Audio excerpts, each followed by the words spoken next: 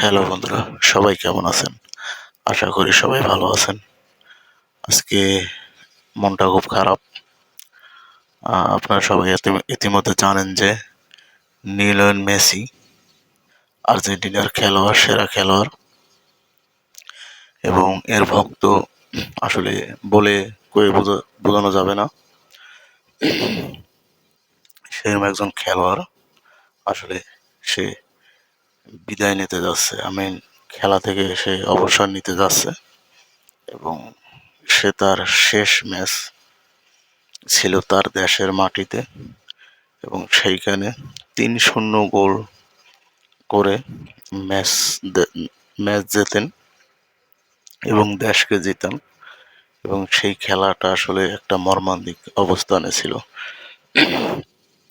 কারণ ওখানে যত দর্শক ছিল, মেসি গোল করার পর জেতার পরও মনে কোনো আনন্দ ছিল না, ছিল শুধু অশ্রু।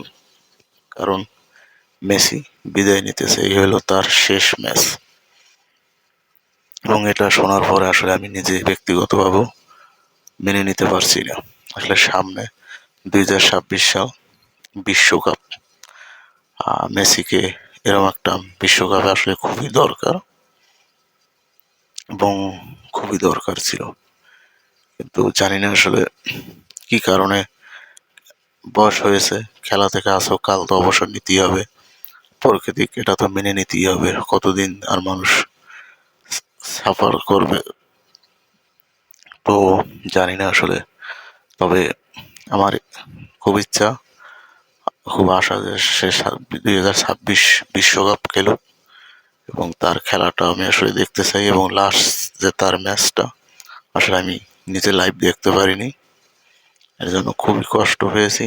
তো বন্ধুরা, জানি না আসলে আমার ভিডিওগুলা কেমন হয়, যদি একটু ভালো লাগে অবশ্যই একটি সাবস্ক্রাইব করবেন। তো ধন্যবাদ, সবাই ভালো থাকবেন।